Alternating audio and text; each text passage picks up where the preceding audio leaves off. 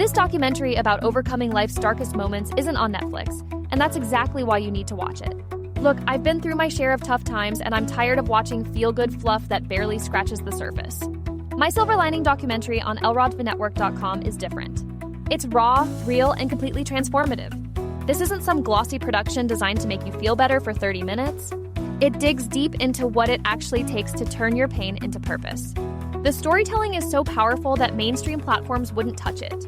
But that's their loss and your gain. You get exclusive access to stories that will genuinely shift your perspective on adversity. I watched it 3 times because each viewing revealed something new about resilience.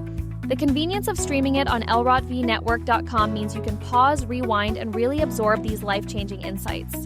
Don't settle for surface-level inspiration when you can access something that actually moves the needle. Head to lrodvinetwork.com right now and discover the documentary everyone's missing.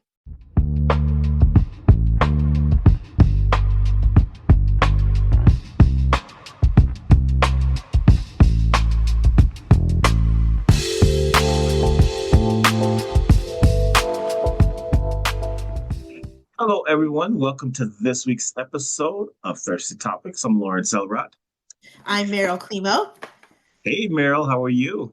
I'm so good. I'm really good. I just came back from visiting my parents in San Diego, so I'm full of things that they gave me and fun. Nice. My weekend was very eventful. Yeah? I will get to shortly. There's a lot of things that happened over the weekend and last week. But on a positive note, my Bears won yesterday. Yay! I feel like they're doing really well, right? From the little football things that I hear. Yes, they're in first place in the division and in the NFC. Okay. They won and Green Bay lost, so that was a nice little duel. Ooh! Now, do you guys have a fan name? You're not like the Cubs. I mean, I guess you can't be the Cubs because that's another baseball team. That's a baseball team, but you don't call yourself like the Hibernators or something, right? No, but one thing that you hear Bear fans say all the time is "bear down." That's okay. Bear down, baby. See, that's so good because for college, I went to Syracuse, and I'm an orange. And now it's back to orange woman or orange people, but I feel like I'll always be like an orange man. I'm like, they had to go and make everything too politically correct. I'm like, I'm happy with it just being orange men. But anyway, I digress. If you're the Bears game, they do say randomly always, Green Bay sucks. Green Bay sucks. Really? Regardless of who they're playing, they always chant that. And then, of course, they say another thing too. I can't really say on the air. Blank Green Bay. Oh, okay. You figure out what that is. Yeah. Now, do people feel because in baseball world, I have that feeling about. I always tell my Padres fans that it's or friends, because I lived in San Diego forever. But I found it kind of cringy that the Padres are so obsessed with the Dodgers that I feel like it gives little brother energy because it's all they're fixated on is beating the Dodgers a lot of times, and I feel like they were so beat LA focused that I'm like, how about you guys focus on winning and doing the best? Do any Bears people feel like it's too much focus on Green Bay or not? Or it's you know what? I mean, obviously the Green Bay Chicago Bears rival has been there for decades.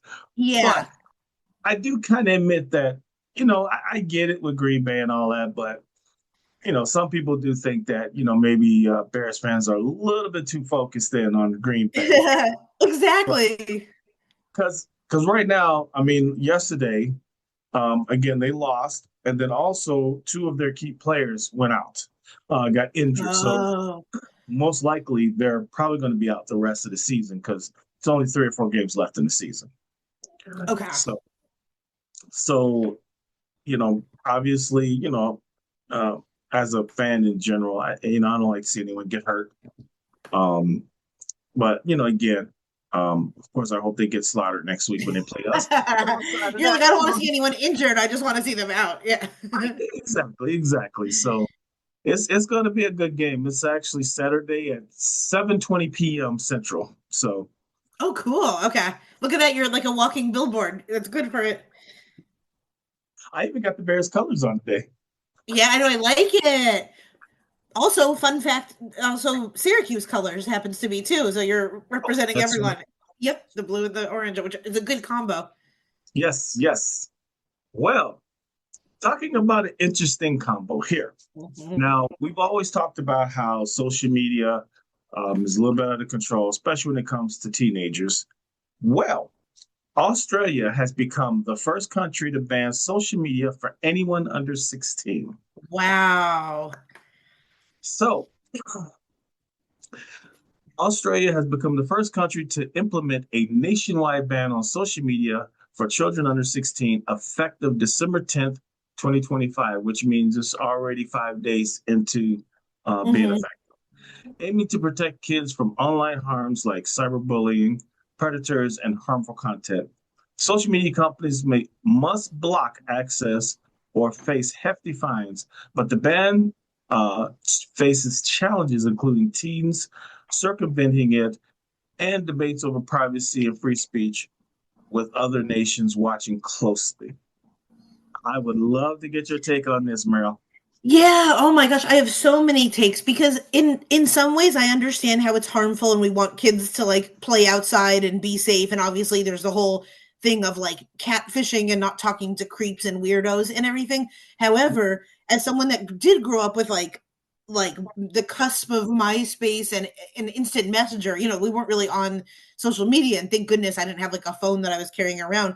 But like I had so much fun as a young teen on MySpace and like just setting up away messages that I wish there was more of those types of like a little bit more innocent types, you know, social media, because it is like a modern day thing and it is kind of fun for the kids that don't always want to be out and about, or like for me, I didn't really enjoy all the time sitting with my friends. I wanted to be like talking on a computer and, you know, have a mix of things. So I think having social media like you know, just for teens is a great idea, but I don't know how you really filter that out, because we all know that the minute they set that up, somehow a bunch of creeps and weirdos would be able to like break their way in, you know, like people would be able to pretend, or like parents of kids that are weird would be able to. So like I don't know how kids are supposed to have their own thing nicely. It's kind of like that saying, like, this is why we can't have nice things. Like, you know, I feel like it would be sad that any sort of teen or childish related social media would be infiltrated by weirdos. Yeah, I mean, I guess I have a number of different takes on it. One, I do understand why they're doing what they're doing, Yeah, absolutely. because the problem with social media is when you have a child that is under 16 and you're not carefully monitoring what they're seeing, um, that whole social media thing can be take on a life of its own. Mm-hmm. And in the extreme cases, there are cyberbullying. There are things of, kids, especially young girls, taking a look and seeing these perfect women that they think are perfect girls and stuff out there. Then to Yeah. find out they're not perfect at all. Everything is airbrushed. And they're thinking that you have to live up to this standard, which is ridiculous. And again, everyone has their own inner beauty and their outer beauty. So Yeah. I think there's a self-esteem issue when it comes to social media that hasn't been talked about enough. The cyberbullying issue. But on the flip side of it, there in some ways it's going to be kind of difficult to enforce this because I'll tell you Yeah. something, kids are very creative. You'd be amazed at what they can figure out. So Exactly. Yeah. I mean, unless you have some type of ID, government ID with facial recognition, how do you monitor this and how do you enforce this? Exactly, exactly. Because what if they get fake IDs? Yeah, they'll be able to figure it out, or like they'll use different paywalls, or they'll, you know, like pretend they're from the US or something, or like, Mhm. you know, I'm sure there's like some weird black market or dark market where like they're able to change their VPN and like, you know, say that they're from America. But exactly what you were saying is right too, where in the good way, I can see social media being a good thing for kids to like express themselves, and if they're into painting or art or like photography, that's a good place to do it. But on the other end of things, like I see some of my friends that have children, they have like teen daughters and sons, and like they'll post, I watch these kids like post, you know, pictures that they're out at delis or out at like restaurants. And I was like, oh my God, I'd be so, if I was a teen back then, and then you see like four of your friends out and about, and like, we didn't know all the time that our friends were hanging out with other people, and I feel like that would just make me go crazy. So I'm so happy we didn't have that growing up. Yes, thank goodness for that. And then plus too, one of the things that people don't talk about is as kids, you are going to become adults one day. So let's say you Yeah. want to work for a political office. Now, Yeah. thank goodness for us growing up. Yeah, unless you talk to someone, you don't know what we did and all that. It's Exactly. where these kids growing up in social media age, everything's out there. And what a lot of kids don't fail to realize is that you can put a post out there, you can delete the post, but once it's out there, you can't get it back. Exactly. Which I even wonder if Facebook became a thing like exactly when I was in college, and we would load up like every night out got its own photo album of like 32 photos, and my mom would call and she's like, "Why are you drinking Jägermeister?" Like, and but back then it was like Facebook was so new that it basically no one knew what was happening, and no one was paying attention. But yeah, now it's like instant and it's such a big deal. And I feel like it probably contributes to a lot of kids feeling depressed or even more isolated, even though it's supposed to be a good thing. Um, Yeah. And then, years ago, people would say that, your employer or potential employer may look you up on social media. Well, that phrase has changed to they will look you up and take a look yeah, at your social media. yeah.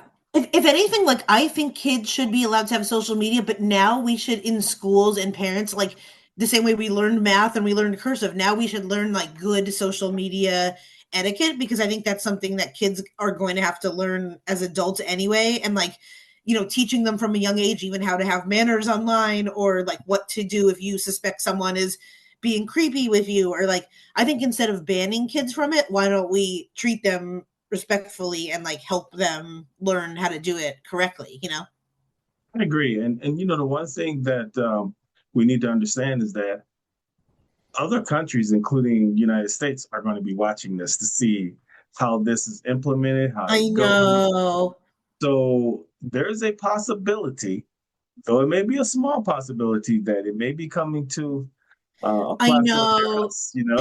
Except I feel like parents will freak out because their kids are going to be driving them crazy, and then the parents are going to freak. I feel like politically, none of our leaders would do that because it would be such an unpopular move. Like Trump wouldn't do that just for the main point of people being so mad about it. That he wants to be like the cool guy that saves TikTok and everything. So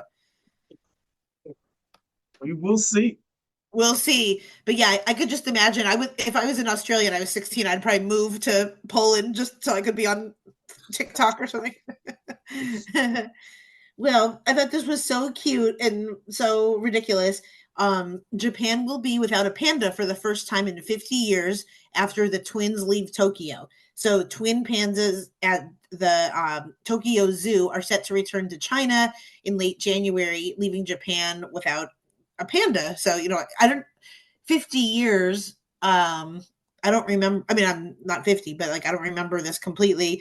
But the twins, I think it's Xiao Xiao maybe, and his sister Lele were born at Tokyo's zoological gardens in 2021 and raised, but they remain on loan from China and they have to be returned by February. Now, I think that's like so crazy that countries and zoos like rent pandas. Yeah, it's been going on for some time now.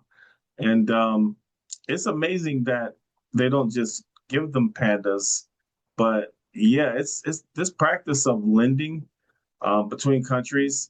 I never really understood that, to be honest with you, because I haven't heard of any other animal they do that with. Yeah. This is the last day of public viewing for the 4-year-old twins will be January 25th. Like Japan and China don't play about their pandas. I know like it's like a very government thing. And like I think a lot of those pandas are watched a lot. They have a lot of I know I was reading an article that said that it was helpful that it improved like public sentiment between Japan and China too, and that like they're hoping that the relationship can continue. And I was like, maybe that's such a beautiful thing. Like maybe a kangaroo can be between like Russia and Ukraine, or like I don't know. Maybe we need like more coming together and just helping each other, like with animals or just with like things that people want to see in different countries. Yes, I definitely agree because I know the way things are going right now. Um, it doesn't look good, and Yeah. we can use a smile on our face. I'm a big advocate of laugh and smiling. I really am. Me too. Well, then you'll love. I don't know if you've ever watched like panda videos, but they're just the funniest creatures of them like Mhm. spinning around and like they really are like big toddlers where they'll if someone tells them no, they have like the biggest temper tantrum ever. Oh yeah, like I said, they're living their life. They're having fun, relaxing. I I, I, know. I wouldn't jump over the fence and give them a hug because they are wild animals, but I would if I could. Remember though, like a year ago or so, a zoo got in trouble because it was just like at first it was just a man dressed like a panda, and then there was a dog, and we're like, you can see like that it's a dog or a person. It's so funny what people try to like pass over as pandas over the years. yeah, I never understood that, to be honest with you. No, someone was like, we could actively see the dog wagging its tail. This is not a panda. Well, I guess that's the way of filling the public need, I guess, right? Yeah. Yep. Totally. Well, um, this is an interesting topic here. In Central Florida, a plane crashes into a car on the highway during an emergency landing. No. No. No. So, in early December 2025, a small Beechcraft plane experienced engine trouble and crash landed on Interstate 95 near Cocoa, Florida, unexpectedly landing on a moving Toyota Camry, injuring the 57-year-old female driver slightly, while the 27-year-old pilot and passenger were unharmed, with dramatic footage showing the plane striking the car as it attempted to land on the busy highway. And this happened on Monday, December 8th. Wow. Whoa. I mean, that's crazy.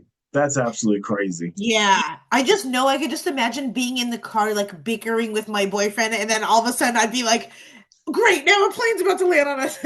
Like, because I feel like when you're in the car, I mean, you could probably see it coming, but for the most part, I'm usually like zoned out, or I mean, I'm paying attention to the road, but usually when you're just driving, you're not thinking about a plane coming and landing on you.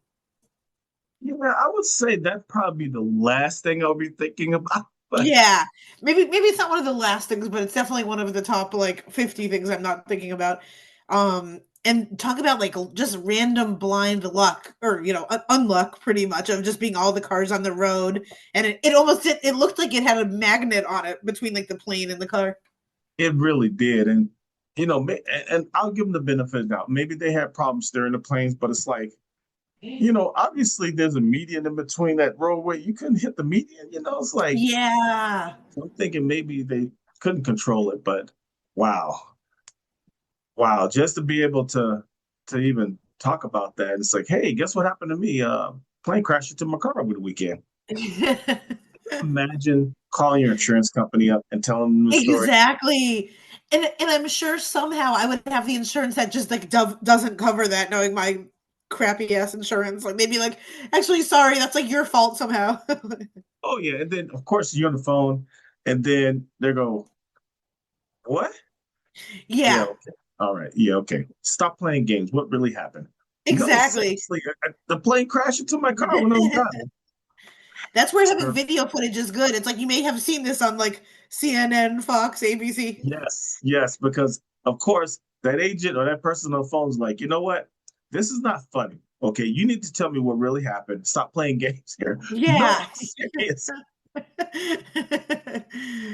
Now, would you like if would you go after if you're the person driving, would you like try to just go as big as you can and like sue them back and try to get free flights forever, or would you just be like, just buy me a new car and we're okay? Well, I wouldn't want free flights because it was one of those Cessna type planes. Okay. I've never been on a plane that small, and probably never will. Yeah. To each his own, to each his own. But yeah, not my cup of tea. No, me But neither. I think even if you don't go after uh, the pilot and whoever owns the plane, I'm quite sure your insurance company will. So Yep. So they're not going to get off the hook that easily.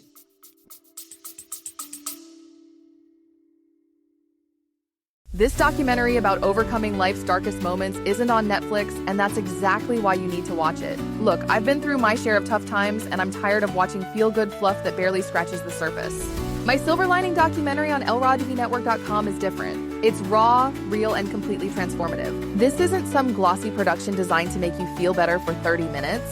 It digs deep into what it actually takes to turn your pain into purpose. The storytelling is so powerful that mainstream platforms wouldn't touch it. But that's their loss and your gain.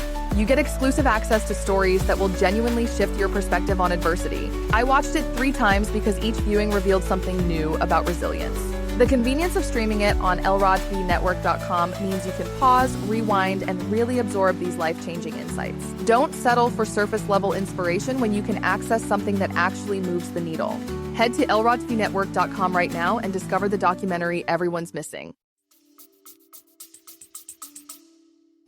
So funny. I wonder too if you're just like the pilot. Imagine just going into a car and being like, "Hey, sorry about that." Like, whoopsies. Oh yeah. Oops. Are you still there? Whoopsies. Oh yeah. Cool. Well, I think I was gonna say we'll keep an eye on that, but definitely I will not be keeping any eye on those planes. Now I'm trying, like, I feel like there's so much airline stuff and I'm supposed to fly coming up soon. So whenever I hear a thing that's like plane crash, I'm like, nope, changing the channel. There you go. Yeah. Okay, well, we're gonna switch into a serious mode for this one, just because we do have sadly a lot of shooting ones that we have to deal with, like, probably this week in general. As of now, by the time they're recording this, I'm sure things will change, but right now the police are still searching for the person of interest. But there was a shooting at Brown University on last Sunday night. They had a person of interest and they released that person, and then they didn't identify any other subjects. So Brown University is in Rhode Island. It's a really good school. At least 2 students were killed when a person entered a lecture hall and started shooting with a rifle. Another 9 students were wounded, and as of now 1 more is in critical condition at the hospital. So it's strange now too, because we get all these like angles of things, where I saw an angle of the kids like in hiding basically, and then they were waiting for the police people to release them, and they just looked in shock. And like, of course they've been through this sadly many times with a lot of like practice drills and everything. So I mean, the good part is they kind of knew what to do, but it's crazy that they even have to do that. It really is. And I know that sadly, there's a handful of students that this is like, probably the second or third shooting that they've Yeah. been involved with, at other schools. And I think the scary thing, Merle, is that this stuff is happening so much is that we're starting to become desensitized to it. I know. Because now instead of being this horrific, oh my God type situation, it's more of like, wow, here we go again. I And know. and that's so And then yeah, and I think so too. And I do think, like, I'm of course open to getting everyone's viewpoint and differing thoughts on this, but like the minute this happens, of course, then it goes into like a gun reform, gun control conversation, and then it becomes like politically divisive, and then now we've lost some people and stuff, which I agree. Obviously, guns should not be in the hands of like whoever did this, like obviously has giant mental issues and like should not be able to get a gun. But I feel like the conversation should also be just as much about mental health and everything, because I still feel like even if guns are like way more controlled, it still feels like freakazoids like this are still gonna like go in with a knife or go in with a sword, or they're still going to want to have these impulses. They might not kill as many people like at first, like we may slow them down. And like I'm someone that's in favor of gun control, but I feel like this immediately becoming like a public or like a political thing is kind of losing what we're trying to do here. Oh, I agree. And like you, I totally believe in gun control. It's common sense gun legislation. Yeah. But the reason why the mental health aspect and maybe even other aspects are very important is until you start getting into the root reason of why people are doing this in the first place, you're Exactly. you're basically like a fireman. You're not fixing the problem, you're just putting out the problem when it keeps coming up. Totally. Exactly. Because it's that whole like guns don't kill people, people kill people. And I understand there's lots of cases where it's like, nope, the gun actually did kill the people. Or there's like, I totally understand there's a lot of research into why it's like we absolutely need better gun stuff. But I would love to hear from people just like who are super, super on like both sides of this issue and just like learn a little bit more because to me it seems clear that like we need people just to not do this in the first place. And like mental health and drugs and addiction and everything seem like it's at the forefront of what is more kind of important. But I don't know, but that's also dangerous to say and then people get upset, blah blah blah, but who knows. Yeah, that's true. And the thing is too, Meryl, is that you can have all the legislation in the world, but it's almost impossible to stop what you call a lone wolf. In other words, this Right. person that has never been in trouble with the law, has never had any mental health issues. In other words, just a normal person that flies under the radar, and then all of a sudden they snap. Okay. Exactly. It's pretty, obviously you want to minimize the damage by having certain procedures and stuff in place. But the sad part is you may not get rid of it 100%, but you can minimize it. Right, right. And that person like shouldn't have a rifle sitting like to be easily accessed. But like, what if that person's dad has the right to have a rifle? And then how are we going to stop that person from grabbing it? And like, yeah, I just don't. I don't know. I feel like there's other things. Exactly. I feel like the root needs to be addressed rather than all of like the side talk around it. Yes, I totally agree. And But I like I mean, that's really sad and ridiculous. And it's just like, I mean, I still don't know. Who knows? I guess we'll learn if this person was someone that like a student that felt wronged or like another, someone from the university or just a complete random. I guess we'll learn. Yeah, that's true. That's true. We'll definitely pray for them. Yep. Well, my last topic for this episode is an interesting one as well. Fired Michigan football coach Sharon Moore was detained and eventually arrested by police. Well, in Ann Arbor, Michigan, former Michigan football coach Sharon Moore faces 3 criminal charges as his arraignment Friday, which I believe was last Friday, reviewed details of his actions that led him to being arrested and jailed for hours after he was fired Wednesday. Just so people are aware of what's going on here, this coach basically was fired after the school learned of an inappropriate relationship that he had with a staff member. Ugh. Prosecutors charged Moore with felony third-degree home invasion and 2 misdemeanors, stalking in a domestic relationship and breaking and entering. Moore was released from jail after meeting a $25,000 bond. The arraignment and charges offered a window into Moore's actions after he was fired for cause due to an inappropriate relationship with a staff member.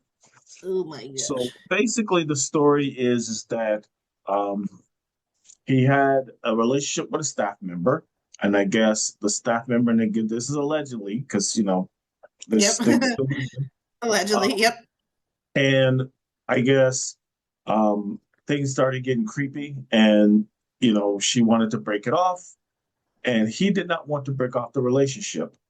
And Oh. allegedly, after he posted bond and got out of jail, he actually went over there, and he was screaming and yelling. He was threatening to kill himself. He grabs some butter knives and the scissors from the Oh kitchen, my gosh. threatening to take his own life.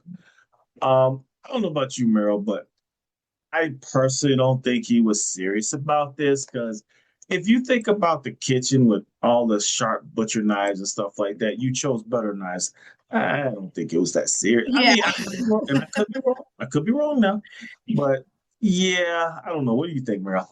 I think he's gonna like spread someone to death. Like that's not really it. And as we're talking about too, like we just talked about, if people want to hurt people and there's like no guns, they're gonna find ways, even if it's like a weird butter knife situation. You're gonna choose stuff as weapons. But I think that does sound like a scorned lover and someone that can't handle rejection, and that's always like that's really scary, because it's like you hope that people can just take, if someone cuts off some romantic relationship or friendship, you always just want to let that person go gracefully and not threaten violence or like act out in any way. The crazy thing about it, he's married. Imagine if I'm the wife and I heard of someone threatening someone with, like my man threatening a woman with a butter knife, I'd be like, I'm mad at you for like 10 different reasons. Yeah, that's crazy. And what's amazing to me is he has a job in sports that most people would dream of having. Okay. Yeah. He's making, he was, I believe, into his first year of a 6-year contract, a $6 million contract. So he's getting paid $1 million a year. I mean, he's got his dream job. He, raised up through the ranks, and literally in an instant, you've destroyed your marriage, you've destroyed your career, and you've destroyed your relationship all in one swoop move. Yep. It's just like, why do you think that some guys do stupid stuff like that? I'd love to hear a woman's perspective.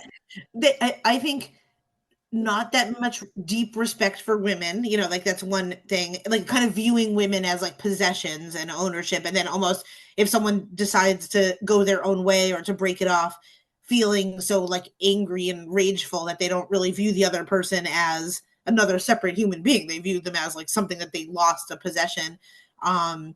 Inability to like process their own anger, and they're probably angry about other things and taking it all out on the situation.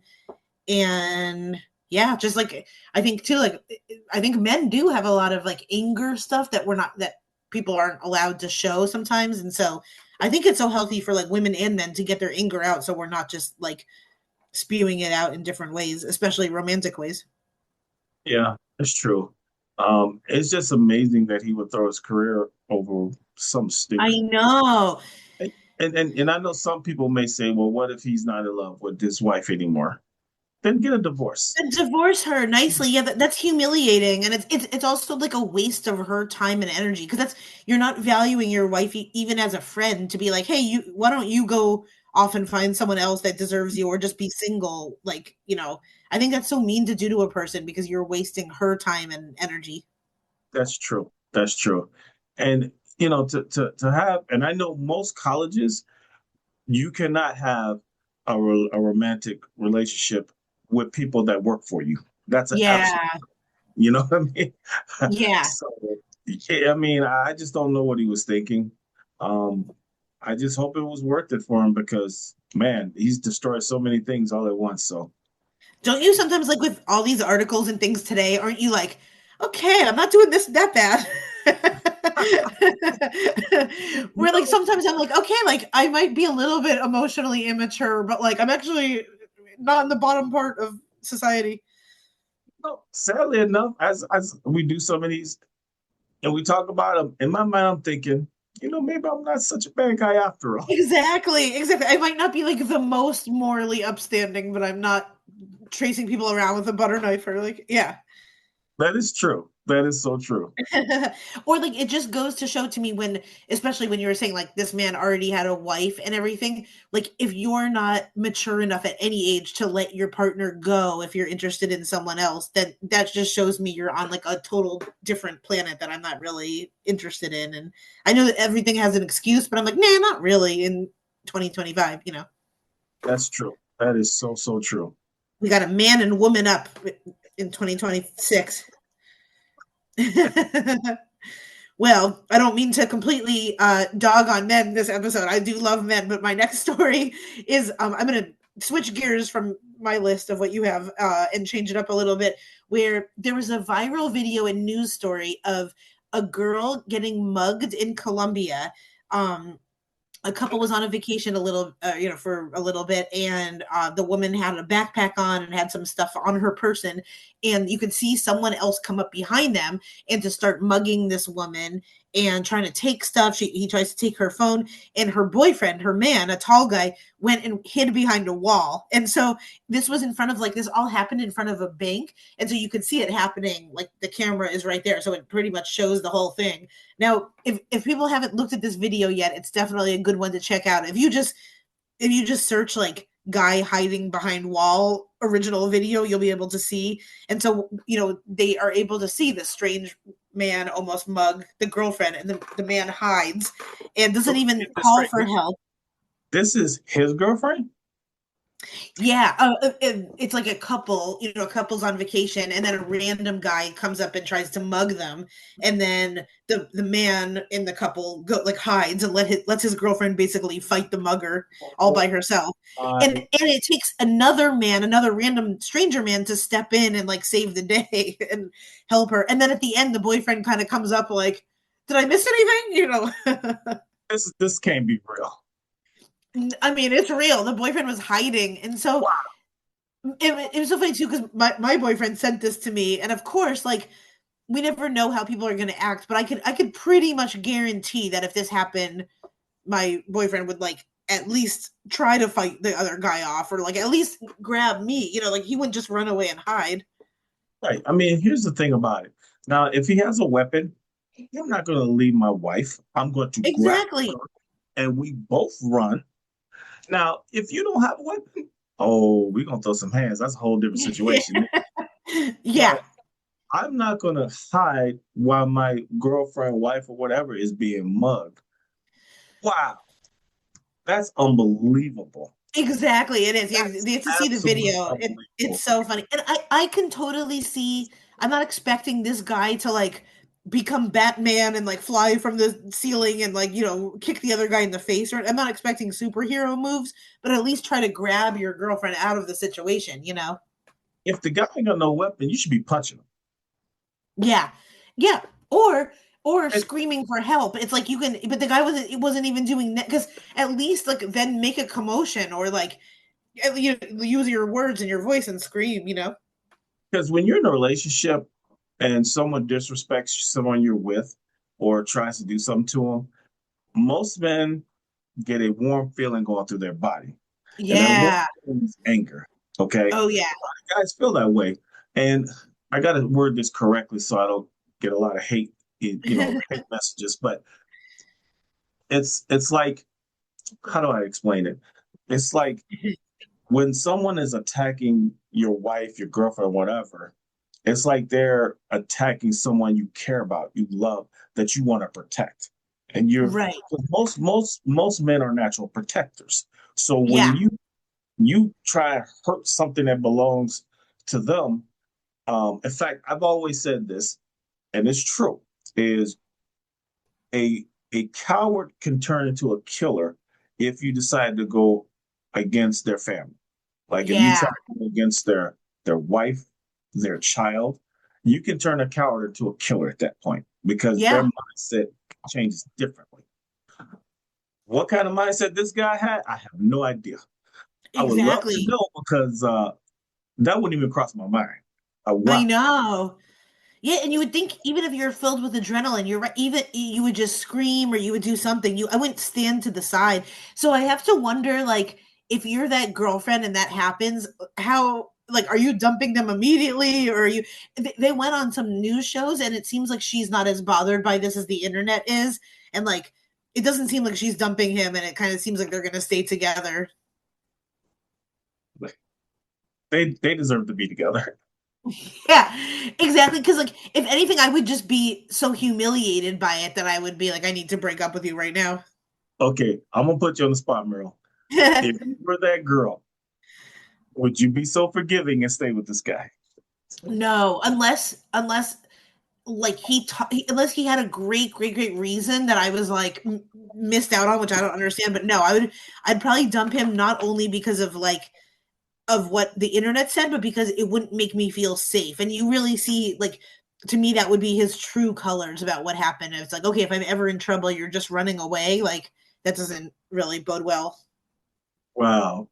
And then after everything's over with, hey, honey, you okay? Yeah. And then she grabs a brick. Baby, come here. Let's talk. Exactly. Because it really shows, like, and like I said, I don't expect a person to like do a karate kick on them or like, bust out moves. But if someone's just running away and not even helping you out, that's not good. Like that, I feel like that subconsciously shows like how he really does feel. I agree. I agree. And like I said, I'm not going to comment on a relationship, but yeah, I think it's a safe bet that most women would not be with this guy after that. Yeah, I agree. Well, talking about great things, what do you have coming up, Meryl? Oh, wait a minute. Yay! Oh, witness. Yep, that was the last one. Okay. What do you have coming up? I have I'm gonna choose a one that's kind of far away just in case people want to get tickets, but there's a show Saturday, February 7th at a wonderful venue called the Ice House in Pasadena, California. I love the Ice House so much. It's like a really big, a lot of the major comedy people perform there, and it was one of my like dreams to perform there. So I am there with a great show on Saturday, February 7th. Perfect, perfect. So you got plenty of time to get tickets. Make sure you go out support Exactly. Meryl if you're going to be in the area now. It makes a good Valentine's gift, unless you're that girl whose boyfriend left her when she was being mugged. Then don't buy him anything. No Valentine's Day for him. No, no, no. Well, everyone, thank you again for watching and listening to us. As always, we have a great time. We appreciate all the support. I'm Lawrence Elrod. And I'm Meryl Climo. Take care, everyone. Bye. Bye bye.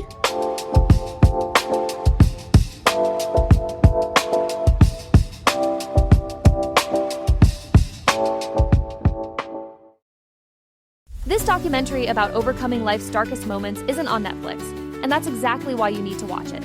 Look, I've been through my share of tough times, and I'm tired of watching feel-good fluff that barely scratches the surface. My Silver Lining documentary on elrodthenetwork.com is different. It's raw, real, and completely transformative. This isn't some glossy production designed to make you feel better for 30 minutes. It digs deep into what it actually takes to turn your pain into purpose. The storytelling is so powerful that mainstream platforms wouldn't touch it. But that's their loss and your gain. You get exclusive access to stories that will genuinely shift your perspective on adversity. I watched it 3 times because each viewing revealed something new about resilience. The convenience of streaming it on elrodthenetwork.com means you can pause, rewind, and really absorb these life-changing insights. Don't settle for surface-level inspiration when you can access something that actually moves the needle. Head to elrodthenetwork.com right now and discover the documentary everyone's missing.